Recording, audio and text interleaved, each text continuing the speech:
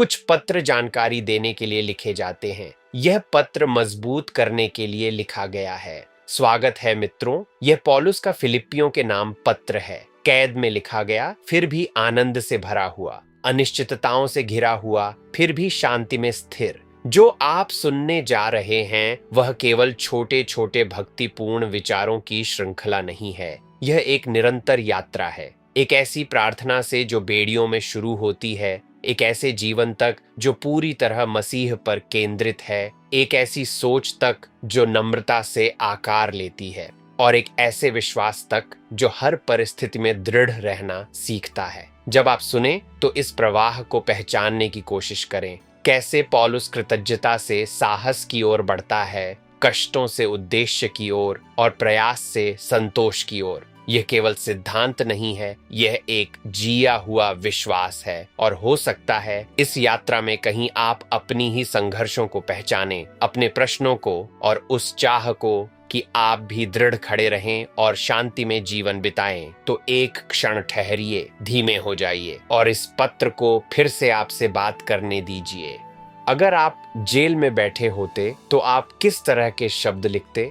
यह है कहानी का सार। पौलुस और तीमुथियुस यह पत्र फिलिप्पी के सभी विश्वासियों और उनके अगुओं को लिखते हैं। पौलुस अनुग्रह और शांति के साथ शुरुआत करता है। फिर वह कहता है कि जब भी उसे उनकी याद आती है वह परमेश्वर का धन्यवाद करता है। हर प्रार्थना में वह आनंद से भर जाता है, क्योंकि शुरू से अब तक वे सुसमाचार में उसके सहभागी रहे हैं। वह विश्वास के साथ कहता है कि जिसने उनमें अच्छा काम शुरू किया है वही उसे मसीह के दिन तक पूरा भी करेगा। पौलुस कहता है कि ऐसा महसूस करना उसके लिए सही है, क्योंकि वह उन्हें अपने हृदय में रखता है। चाहे वह जंजीरों में हो या सुसमाचार की रक्षा कर रहा हो, वे सब मिलकर परमेश्वर के अनुग्रह के भागीदार हैं। वह मसीह के प्रेम से उनके लिए गहरी लालसा रखता है। फिर वह उनके लिए प्रार्थना करता है कि उनका प्रेम ज्ञान और समझ के साथ और भी बढ़ता जाए, ताकि वे जो उत्तम है उसे पहचान सकें, मसीह के दिन के लिए शुद्ध और निष्कलंक बने रहें, और उनका जीवन धार्मिकता के फल से भर जाए जो यीशु मसीह के द्वारा परमेश्वर की महिमा और स्तुति के लिए आता है।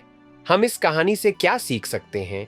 पहला, कठिन परिस्थितियों में भी कृतज्ञता बढ़ सकती है। पौलुस जेल में है, फिर भी उसके शब्द धन्यवाद और आनंद से भरे हैं जब वह दूसरों को याद करता है। आपकी परिस्थिति आपकी कृतज्ञता को चुप नहीं कर सकती। जब आप अपने जीवन के लोगों के बारे में सोचते हैं तो क्या आपके मन में कृतज्ञता आती है या निराशा? दूसरा, परमेश्वर अभी भी काम कर रहा है, चाहे हमें दिखाई न दे। पौलुस को विश्वास है कि जो काम परमेश्वर ने शुरू किया है वह अधूरा नहीं छोड़ेगा। जिस काम की शुरुआत परमेश्वर करता है उसे वह अधूरा नहीं छोड़ता। आपको कहाँ विश्वास करने की जरूरत है कि परमेश्वर अभी भी काम कर रहा है? तीसरा, सच्चा प्रेम गहराई में बढ़ता है, केवल फैलता नहीं। पौलुस सिर्फ प्रेम के लिए नहीं बल्कि ज्ञान और समझ के साथ बढ़ते हुए प्रेम के लिए प्रार्थना करता है। परिपक्व प्रेम केवल महसूस नहीं होता, वह गढ़ा जाता है। क्या आपका प्रेम ज्ञान और समझ में गहराई तक बढ़ रहा है? हे प्रभु, आपका धन्यवाद कि आपने मेरे जीवन में लोगों को रखा है। मुझे सिखाइए कि कठिन समय में भी मैं कृतज्ञ बना रहूं। मदद कीजिए कि मैं विश्वास कर सकूं कि आप मुझ में और दूसरों में अभी भी काम कर रहे हैं। मेरे प्रेम को बढ़ाइए, सिर्फ भावना में नहीं बल्कि ज्ञान और सच्चाई में। मेरा जीवन उस फल से भर दीजिए जो आपको महिमा देता है। आमीन। क्या हो अगर जो चीज आपको रोक रही है वही परमेश्वर के काम को आगे बढ़ा रही हो? यह है कहानी का सार। पौलुस विश्वासियों से कहता है कि उसके साथ जो कुछ हुआ है उसने सुसमाचार को आगे बढ़ाने में मदद की है। उसकी कैद के कारण महल के सिपाहियों और बहुत से लोगों को पता चल गया है कि वह मसीह के कारण जंजीरों में है। उसकी स्थिति ने दूसरे विश्वासियों को भी हिम्मत दी है। अब बहुत से लोग बिना डर के और भी साहस के साथ परमेश्वर का वचन सुना रहे हैं। पौलुस यह भी मानता है कि हर कोई सही मन से प्रचार नहीं कर रहा। कुछ लोग प्रेम और सच्चाई से मसीह का प्रचार करते हैं, यह जानते हुए कि पौलुस सुसमाचार की रक्षा के लिए यहाँ है, लेकिन कुछ लोग जलन और प्रतिस्पर्धा से अपने स्वार्थ के लिए प्रचार करते हैं, यह सोचकर कि वे पौलुस की तकलीफ बढ़ाएंगे। फिर भी पौलुस एक अलग तरह से प्रतिक्रिया करता है। वह कहता है, चाहे उनके इरादे सच्चे हों या गलत, सबसे महत्वपूर्ण बात यह है कि मसीह का प्रचार हो रहा है और इसी में वह आनंदित होता है।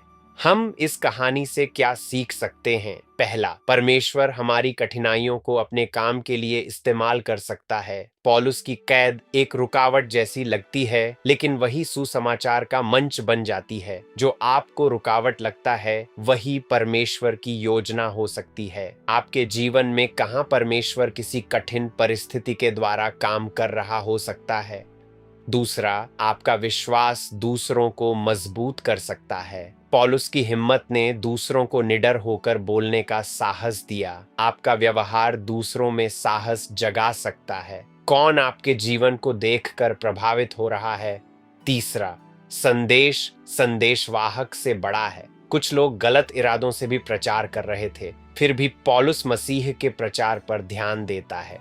लोगों के इरादों में उलझकर अपने उद्देश्य को मत खोइए। क्या आप लोगों के इरादों पर ज्यादा ध्यान देते हैं या परमेश्वर की बड़ी योजना पर?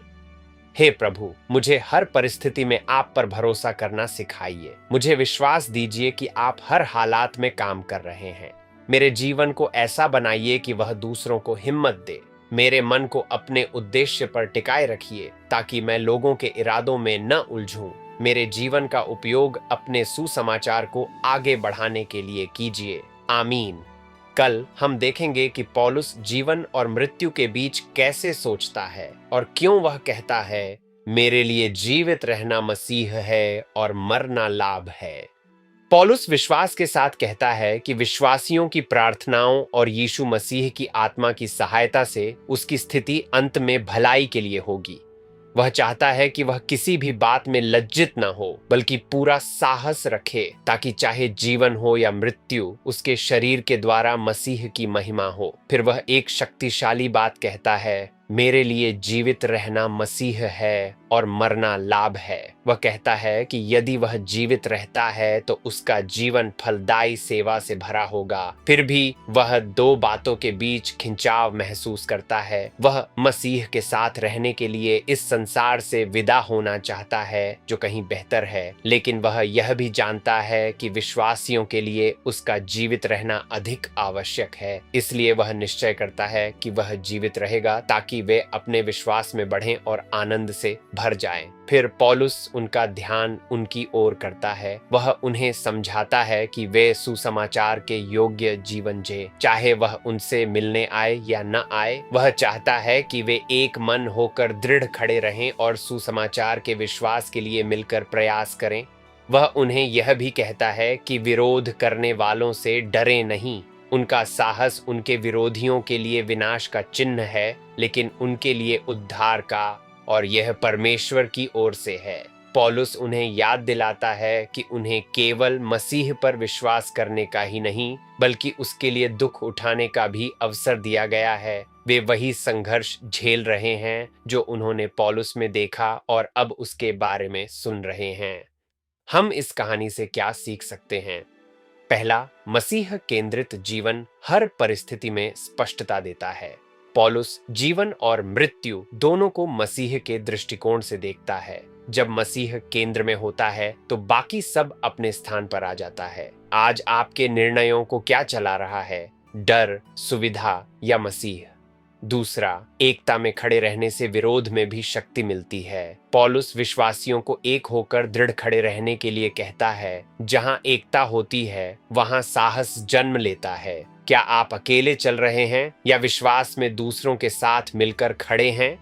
तीसरा, दुख अंत नहीं, बुलाहट का हिस्सा है। पौलुस कहता है कि मसीह के लिए विश्वास करना ही नहीं, बल्कि उसके लिए दुख उठाना भी दिया गया है। मसीह का अनुसरण विश्वास और धैर्य दोनों मांगता है। जब आपके विश्वास के कारण कठिनाई आती है तो आप कैसे प्रतिक्रिया करते हैं? हे प्रभु, मेरे जीवन का केंद्र आप बनिए। मुझे साहस दीजिए कि मैं हर परिस्थिति में दृढ़ खड़ा रह सकूं। मुझे सिखाइए कि मैं एकता में चलूं, डर में नहीं। कठिनाइयों में भी आप पर भरोसा करना सिखाइए। मेरा जीवन सुसमाचार के योग्य बनाइए। आमीन। पौलुस विश्वासियों को याद दिलाता है कि उन्हें मसीह में क्या मिला है। उत्साह, उसके प्रेम से मिलने वाली सांत्वना, आत्मा की सहभागिता और करुणा। फिर वह उन्हें एकता में रहने के लिए कहता है, एक ही प्रेम, एक ही मन और एक ही उद्देश्य रखने के लिए। वह उन्हें समझाता है कि वे किसी काम को स्वार्थ या घमंड से न करें, बल्कि नम्रता से दूसरों को अपने से बढ़कर समझें। केवल अपने हित की नहीं, बल्कि दूसरों के हित की भी चिंता करें। फिर पौलुस उन्हें सबसे बड़े उदाहरण की ओर ले जाता है, यीशु मसीह। वह स्वरूप में परमेश्वर था, फिर भी उसने अपने अधिकारों को पकड़े नहीं रखा। उसने स्वयं को शून्य कर दिया। उसने दास का रूप धारण किया और मनुष्य बन गया, और मनुष्य के रूप में उसने अपने आप को और भी नम्र किया, यहाँ तक कि मृत्यु तक आज्ञाकारी रहा, और वह भी क्रूस की मृत्यु तक। इसी कारण परमेश्वर ने उसे अत्यंत ऊंचा उठाया और उसे वह नाम दिया जो सब नामों से ऊपर है, ताकि यीशु के नाम पर हर एक घुटना झुके, स्वर्ग में, पृथ्वी पर और पृथ्वी के नीचे, और हर एक जीभ यह स्वीकार करे कि यीशु मसीह ही प्रभु है, परमेश्वर पिता की महिमा के लिए। हम इस कहानी से क्या सीख सकते हैं? पहला, एकता की शुरुआत नम्रता से होती है। पौलुस एकता की बात करता है, लेकिन उसका मार्ग नम्रता है। घमंड बांटता है, नम्रता जोड़ती है। आपके संबंधों में कहां घमंड असर डाल रहा है? दूसरा, ऊपर उठने का रास्ता नीचे जाने से है। यीशु ने अपने आप को पूरी तरह नम्र किया, इवन क्रूस तक। परमेश्वर के राज्य में नम्रता के बाद ही सम्मान आता है। आज आप नम्रता को कैसे चुन सकते हैं? तीसरा, यीशु उद्धारकर्ता भी है और प्रभु भी। परमेश्वर ने यीशु को ऊंचा उठाया, और एक दिन हर घुटना उसके सामने झुकेगा। एक दिन हर कोई झुकेगा। बुद्धिमानी है आज ही झुक जाना। क्या यीशु आपके जीवन के हर क्षेत्र का प्रभु है? हे प्रभु, मुझे मसीह का मन दीजिए। मुझे नम्रता में चलना सिखाइए, घमंड में नहीं। मुझे सिखाइए कि मैं दूसरों को अपने से बढ़कर समझूं। मेरे विचारों, शब्दों और कामों में यीशु को दिखाइए। मेरा जीवन आपकी महिमा लाए। आमीन। पौलुस विश्वासियों को प्रोत्साहित करता है कि वे अपने विश्वास को जीते रहें, सिर्फ तब नहीं जब वह उनके साथ है, बल्कि उसके बिना भी। वह उनसे कहता है कि वे अपने उद्धार को आदर और सच्चाई के साथ जीवन में उतारें, यह जानते हुए कि परमेश्वर स्वयं उनमें काम कर रहा है, उनकी इच्छा और कर्म दोनों में, अपने उद्देश्य के अनुसार। फिर पौलुस एक बहुत ही व्यावहारिक बात कहता है, हर काम बिना शिकायत और विवाद के करो, ताकि वे निष्कलंक और शुद्ध बने, परमेश्वर के ऐसे बच्चे जो इस टेढ़ी और बिगड़ी हुई दुनिया में बिना दोष के हों। वह कहता है कि जब वे ऐसा जीवन जीते हैं तो वे आकाश में तारों की तरह चमकते हैं, क्योंकि वे जीवन के वचन को दृढ़ता से थामे रहते हैं। पौलुस चाहता है कि उनका परिश्रम व्यर्थ न जाए, बल्कि फल लाए। वह यह भी कहता है कि यदि उसका जीवन उनकी आस्था के लिए अर्पण की तरह उंडेला जाए तो भी वह आनंदित है, और वह उन्हें भी अपने साथ आनंदित होने के लिए बुलाता है। हम इस कहानी से क्या सीख सकते हैं? पहला, परमेश्वर हमारे अंदर काम करता है, लेकिन हमें उसे जीना होता है। पौलुस याद दिलाता है कि परमेश्वर उनमें काम कर रहा है, लेकिन उन्हें उसे अपने जीवन में उतारना है। परमेश्वर आपके भीतर काम करता है, लेकिन आपको भी कदम उठाना होता है। क्या आप सक्रिय रूप से अपने जीवन में परमेश्वर के काम को जी रहे हैं? दूसरा, आपका रवैया आपके विश्वास को दिखाता है। पौलुस परिपक्वता को बिना शिकायत और विवाद के जीवन से जोड़ता है। शांत और विश्वास योग्य जीवन शब्दों से ज्यादा चमकता है। आपका रवैया आपके विश्वास के बारे में क्या बताता है? तीसरा, आपका जीवन इस अंधेरी दुनिया में चमकने के लिए है। पौलुस कहता है कि वे तारों की तरह चमकेंगे जब वे परमेश्वर के वचन को थामे रहेंगे। आपको अलग दिखने की कोशिश नहीं करनी, विश्वास योग्य रहिए, आप स्वयं चमकेंगे। आज परमेश्वर आपको कहां प्रकाश बनने के लिए बुला रहा है? हे प्रभु, आपका धन्यवाद कि आप मेरे अंदर काम कर रहे हैं। मुझे मदद कीजिए कि मैं अपने विश्वास को अपने जीवन में जी सकूं। मेरे हृदय को शिकायत और नकारात्मकता से बचाइए। मेरा जीवन आपकी ज्योति को इस दुनिया में दिखाए। मेरा उपयोग कीजिए कि मैं दूसरों को आपकी ओर ले जा सकूं। आमीन। पौलुस विश्वासियों से कहता है कि वह आशा करता है कि वह तीमुथियुस को उनके पास भेजेगा ताकि उनके बारे में समाचार पाकर उसे भी उत्साह मिले। वह तीमुथियुस के बारे में बहुत व्यक्तिगत तरीके से बात करता है। वह कहता है कि उसके जैसा कोई और नहीं जो सच में उनके भले की चिंता करता हो। दूसरे लोग अपने ही हित देखते हैं, लेकिन तीमुथियुस यीशु मसीह के हितों को खोजता है। तीमुथियुस ने अपने आप को सिद्ध किया है। जैसे पुत्र अपने पिता के साथ काम करता है, वैसे ही उसने पौलुस के साथ मिलकर सुसमाचार की सेवा की है। फिर पौलुस एक और व्यक्ति की बात करता है, इपफ्रुदीतुस। वह उसे अपना भाई, सहकर्मी और सहयोद्धा कहता है। उसे फिलिप्पियों ने पौलुस की सेवा के लिए भेजा था, लेकिन इपफ्रुदीतुस बहुत बीमार हो गया, यहाँ तक कि मृत्यु के करीब पहुंच गया। वह इसलिए दुखी था क्योंकि लोगों ने उसकी बीमारी के बारे में सुना था और वे चिंतित थे। परमेश्वर ने उस पर दया की और उसका जीवन बचाया। पौलुस कहता है कि वह उसे वापस भेज रहा है ताकि वे उसे देखकर आनंदित हों। वह उनसे कहता है कि उसका स्वागत आनंद से करें और ऐसे लोगों का आदर करें क्योंकि उसने मसीह के काम के लिए अपने प्राणों का जोखिम उठाया। हम इस कहानी से क्या सीख सकते हैं? पहला, विश्वास योग्यता दूसरों की सच्ची चिंता में दिखाई देती है। तीमुथियुस अलग इसलिए है क्योंकि वह अपने लिए नहीं बल्कि दूसरों के लिए सोचता है। विश्वास योग्य जीवन दूसरों को अपने से पहले रखता है। क्या लोग आपके जीवन में सच्ची चिंता का अनुभव करते हैं? दूसरा, मसीह की सेवा में बलिदान लगता है। इपफ्रुदीतुस ने मसीह के काम के लिए अपने प्राणों का जोखिम उठाया। मसीह का अनुसरण हमेशा आसान नहीं होता, यह कीमत मांगता है। आप मसीह की सेवा के लिए क्या त्याग करने को तैयार हैं? तीसरा, विश्वास योग्य लोगों का आदर करें। पौलुस कहता है कि ऐसे लोगों को पहचानो और उनका सम्मान करो। विश्वास योग्यता हमेशा दिखती नहीं, लेकिन उसका मूल्य होना चाहिए। आपके आसपास कौन है जिसे आप सम्मान दे सकते हैं? हे प्रभु, मुझे तीमुथियुस और इपफ्रुदीतुस की तरह विश्वास योग्य बनाइए। मुझे सिखाइए कि मैं दूसरों की सच्ची चिंता करूं। मुझे शक्ति दीजिए कि मैं कठिन समय में भी आपकी सेवा कर सकूं। मुझे सिखाइए कि मैं विश्वास योग्य लोगों का आदर करूं। मेरे जीवन का उपयोग अपने काम के लिए कीजिए। आमीन। पौलुस विश्वासियों से कहता है कि वे प्रभु में आनंदित रहें। फिर वह उन्हें चेतावनी देता है, उन लोगों से सावधान रहें जो बाहरी धार्मिक बातों पर भरोसा करते हैं।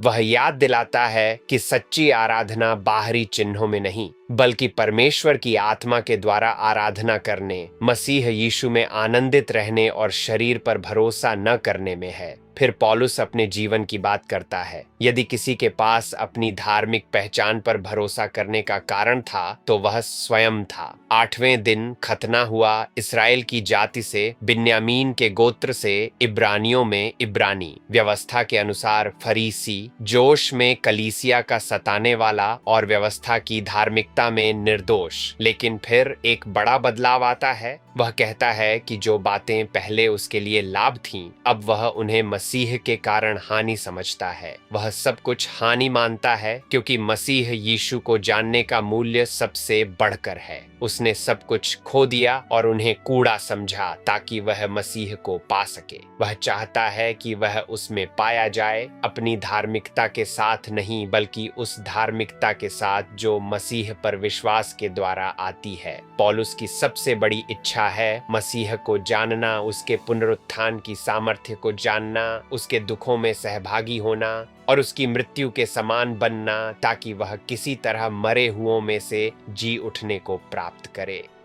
हम इस कहानी से क्या सीख सकते हैं? पहला, धर्म मसीह के साथ संबंध की जगह नहीं ले सकता। पौलुस के पास सब कुछ था, फिर भी उसने मसीह को पाने के लिए सब छोड़ दिया। मसीह को जानना सबसे बड़ी बात है। आप किस पर भरोसा कर रहे हैं? अपने प्रयासों पर या मसीह के साथ अपने संबंध पर? दूसरा, सच्ची धार्मिकता विश्वास से आती है, कर्मों से नहीं। पौलुस अपनी अच्छाई पर भरोसा छोड़कर मसीह पर भरोसा करता है। धार्मिकता कमाई नहीं जाती, वह विश्वास से पाई जाती है। क्या आप खुद को साबित करने की कोशिश कर रहे हैं या मसीह पर भरोसा कर रहे हैं? तीसरा, मसीह को जानना एक जीवन भर की यात्रा है। पौलुस मसीह को और गहराई से जानना चाहता है, दुख और बलिदान में भी। मसीह को जानना एक पल नहीं, एक यात्रा है। आज आप अपने मसीह के साथ संबंध में कैसे बढ़ रहे हैं? हे प्रभु, मुझे सिखाइए कि मैं अपने आप पर नहीं, आप पर भरोसा करूं। मुझे मदद दीजिए कि मैं आपको सबसे अधिक मूल्यवान समझूं। मुझे आपके साथ चलने की गहरी इच्छा दीजिए। मुझे आपकी धार्मिकता पर भरोसा करना सिखाइए, अपनी नहीं। मुझे अपने और निकट ले आइए। आमीन। पौलुस कहता है कि वह अभी तक वहां नहीं पहुंचा है, वह अभी पूर्ण नहीं हुआ, लेकिन वह आगे बढ़ता रहता है उस उद्देश्य को पकड़ने के लिए जिसके लिए मसीह यीशु ने उसे पकड़ा है। वह साफ कहता है कि उसने अभी लक्ष्य प्राप्त नहीं किया, लेकिन एक बात वह करता है, जो पीछे है उसे भूलकर और जो आगे है उसकी ओर बढ़ते हुए वह उस लक्ष्य की ओर दौड़ता है, उस इनाम को पाने के लिए जिसके लिए परमेश्वर ने उसे मसीह यीशु में ऊपर बुलाया है। फिर पौलुस विश्वासियों को प्रोत्साहित करता है कि वे भी यही सोच रखें। वह उनसे कहता है कि उसके उदाहरण का अनुसरण करें और उन लोगों को देखें जो इसी तरह जीवन जीते हैं। साथ ही वह उन्हें चेतावनी भी देता है। बहुत से लोग ऐसे हैं जो मसीह के क्रूस के शत्रु की तरह जीवन जीते हैं। उनका अंत विनाश है, उनका ईश्वर उनका पेट है और वे अपनी लज्जा की बातों पर घमंड करते हैं। उनका मन केवल सांसारिक बातों पर लगा है। लेकिन पौलुस विश्वासियों को उनकी सच्ची पहचान याद दिलाता है। उनकी नागरिकता स्वर्ग में है और वे वहां से अपने उद्धारकर्ता प्रभु यीशु मसीह की प्रतीक्षा कर रहे हैं। वह अपनी सामर्थ्य से, जिससे वह सब कुछ अपने अधीन कर सकता है, हमारे साधारण शरीर को अपने महिमामय शरीर के समान बदल देगा। हम इस कहानी से क्या सीख सकते हैं? पहला, बढ़ने के लिए आगे बढ़ना जरूरी है, पीछे नहीं देखना। पौलुस अपने अतीत में नहीं जीता, चाहे वह सफलता हो या असफलता। जब तक आप अतीत को पकड़े रहेंगे, आगे नहीं बढ़ पाएंगे। आपको क्या छोड़ना है ताकि आप आगे बढ़ सकें? दूसरा, अपनी नजर हमेशा अनंत लक्ष्य पर रखें। पौलुस एक स्पष्ट लक्ष्य के साथ जीता है जो परमेश्वर ने उसे बुलाया है। स्पष्ट लक्ष्य आपके रोज के जीवन को दिशा देता है। आज आपकी दिशा क्या तय कर रही है, अस्थायी बातें या अनंत उद्देश्य? तीसरा, याद रखें कि आप वास्तव में कहां के हैं। पौलुस कहता है कि हमारी नागरिकता स्वर्ग में है। जब आप जानते हैं कि आप कहां के हैं, तो आपका जीवन बदल जाता है। क्या आप इस दुनिया के लिए जी रहे हैं या आने वाले राज्य के लिए?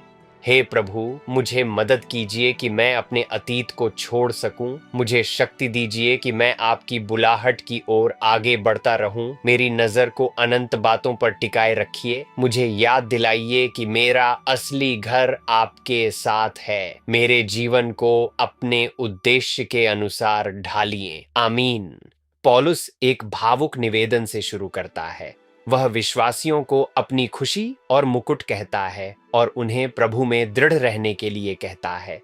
फिर वह दो स्त्रियों, युओदिया और सुन्तुखे के बीच के विवाद की बात करता है। वह उनसे कहता है कि वे प्रभु में एक मन हों और दूसरों से भी कहता है कि उनकी सहायता करें, क्योंकि उन्होंने सुसमाचार के काम में साथ मिलकर परिश्रम किया है। इसके बाद पौलुस कुछ शक्तिशाली निर्देश देता है। प्रभु में सदा आनंदित रहो। वह फिर कहता है, आनंदित रहो। तुम्हारी नम्रता सब लोगों पर प्रकट हो। प्रभु निकट है। किसी बात की चिंता मत करो, परंतु हर बात में प्रार्थना और विनती के द्वारा धन्यवाद के साथ अपनी बातें परमेश्वर के सामने रखो। तब परमेश्वर की शांति, जो समझ से परे है, तुम्हारे हृदय और विचारों की रक्षा करेगी मसीह यीशु में। फिर पौलुस बताता है कि हमें किस पर ध्यान देना चाहिए। जो कुछ सत्य है, आदरणीय है, सही है, पवित्र है, प्रिय है, सराहनीय है, यदि कोई बात उत्तम या प्रशंसा के योग्य है तो उन्हीं बातों पर ध्यान करो। अंत में वह कहता है कि जो कुछ उन्होंने उससे सीखा, पाया, सुना और देखा है उसे अपने जीवन में लागू करें। और वह एक वादा देता है, शांति का परमेश्वर उनके साथ रहेगा। हम इस कहानी से क्या सीख सकते हैं? पहला, संबंध कठिन हो तब भी दृढ़ बने रहो। पौलुस विश्वासियों को प्रभु में मजबूत रहने और एकता खोजने के लिए कहता है। संबंधों में शांति मसीह में दृढ़ रहने से शुरू होती है। क्या कोई ऐसा संबंध है जहां आपको आज एकता की ओर कदम बढ़ाना है? दूसरा, चिंता को प्रार्थना और धन्यवाद में बदलो। पौलुस चिंता को नजरअंदाज नहीं करता, वह उसे परमेश्वर की ओर मोड़ देता है। जब आप अपनी चिंता को प्रार्थना में बदलते हैं तब शांति आती है। आप किस बात को पकड़कर बैठे हैं जिसे आपको परमेश्वर को सौंपना चाहिए? तीसरा, आपके विचार आपकी शांति को आकार देते हैं।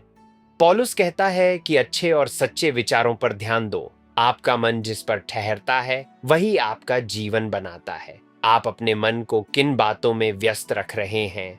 हे प्रभु, मुझे सिखाइए कि मैं आप में दृढ़ बना रहूं। मुझे अपने संबंधों में शांति खोजने में मदद कीजिए। मेरी चिंता दूर कीजिए और मुझे हर बात में आप पर भरोसा करना सिखाइए। अपने शांति से मेरे हृदय और मन की रक्षा कीजिए। मेरे विचारों को अच्छी और सच्ची बातों से भर दीजिए। मेरे साथ चलते रहिए। आमीन। पौलुस आनंदित होता है क्योंकि फिलिप्पियों के विश्वासियों ने उसके लिए अपनी चिंता फिर से प्रकट की। वे हमेशा उसकी परवाह करते थे, लेकिन अब उन्हें उसकी सहायता करने का अवसर मिला। लेकिन पौलुस एक बात स्पष्ट करता है, वह यह इसलिए नहीं कह रहा क्योंकि वह किसी कमी में है। वह कहता है कि उसने हर परिस्थिति में संतोष करना सीख लिया है। वह जानता है कि अभाव में कैसे रहना है और प्रचुरता में कैसे रहना है। उसने हर स्थिति में संतोष का रहस्य सीख लिया है, चाहे पेट भरा हो या भूखा हो, चाहे बहुत हो या थोड़ा। फिर वह एक प्रसिद्ध बात कहता है, मैं सब कुछ उसमें कर सकता हूँ जो मुझे सामर्थ देता है। पौलुस उनकी सहायता की सराहना करता है। वह इसे देने की एक सुंदर सहभागिता कहता है। जब उसने पहली बार सुसमाचार का प्रचार किया तब भी फिलिप्पियों ही थे जिन्होंने देने और पाने में उसके साथ भाग लिया। उनकी भेंट केवल सहायता नहीं थी, वह परमेश्वर के लिए एक सुगंधित, स्वीकार्य और प्रसन्न करने वाला बलिदान थी। फिर पौलुस उन्हें एक शक्तिशाली आश्वासन देता है, मेरा परमेश्वर अपनी महिमा के धन के अनुसार मसीह यीशु में तुम्हारी हर एक आवश्यकता को पूरा करेगा। अंत में वह परमेश्वर की स्तुति करता है, विश्वासियों को नमस्कार देता है और आशीष देता है। हमारे प्रभु यीशु मसीह का अनुग्रह तुम्हारी आत्मा के साथ रहे। हम इस कहानी से क्या सीख सकते हैं? पहला, संतोष सीखा जाता है, यह अपने आप नहीं आता। पौलुस कहता है कि उसने हर परिस्थिति में संतोष करना सीखा है। जब मसीह हमारे लिए पर्याप्त हो जाता है तब संतोष आता है। क्या आप अपनी शांति परिस्थितियों से ढूंढ रहे हैं या मसीह से? दूसरा, सच्ची सामर्थ्य मसीह से आती है। पौलुस हर परिस्थिति का सामना मसीह की सामर्थ्य से करता है। जब मसीह आपको शक्ति देता है तब आप हर स्थिति का सामना कर सकते हैं। आज आपको कहां उसकी शक्ति पर भरोसा करना है? तीसरा, देना परमेश्वर की आराधना है। फिलिप्पियों की भेंट केवल सहायता नहीं थी, वह परमेश्वर के लिए अर्पण थी। जब आप देते हैं तो आप परमेश्वर की आराधना करते हैं। आप कैसे देने के द्वारा परमेश्वर के काम में भाग ले सकते हैं? हे प्रभु, मुझे हर परिस्थिति में संतोष करना सिखाइए। मुझे सिखाइए कि मैं परिस्थितियों पर नहीं, आप पर निर्भर रहूं। मुझे शक्ति दीजिए कि मैं हर स्थिति का सामना कर सकूं। मुझे उदार और देने के लिए तैयार बनाइए। मेरा जीवन आपकी महिमा लाए। आमीन। और यही है यह यात्रा, एक ऐसा पत्र जो जेल में शुरू हुआ पर कभी सीमित नहीं लगा। पौलुस ने अपने जीवन को अपनी बेड़ियों से नहीं देखा, उसने उसे मसीह के माध्यम से देखा। और इन शब्दों के बीच कहीं हमें भी वही करने के लिए आमंत्रित किया जाता है। जब जीवन अनिश्चित लगे तब दृढ़ खड़े रहने के लिए, जब अहंकार आसान लगे तब नम्रता को चुनने के लिए, जब हम रुके हुए महसूस करें तब आगे बढ़ते रहने के लिए, और ऐसे संतोष को खोजने के लिए जो परिस्थितियों पर निर्भर नहीं करता। शायद इस क्षण से जल्दी आगे न बढ़ें, उस एक विचार के साथ ठहरें जो आपके मन में रह गया, उसे अपने दिन में साथ लेकर चलें, क्योंकि यह पत्र केवल एक बार सुनने के लिए नहीं लिखा गया था, इसे जीने के लिए लिखा गया था। इस यात्रा में साथ चलने के लिए धन्यवाद।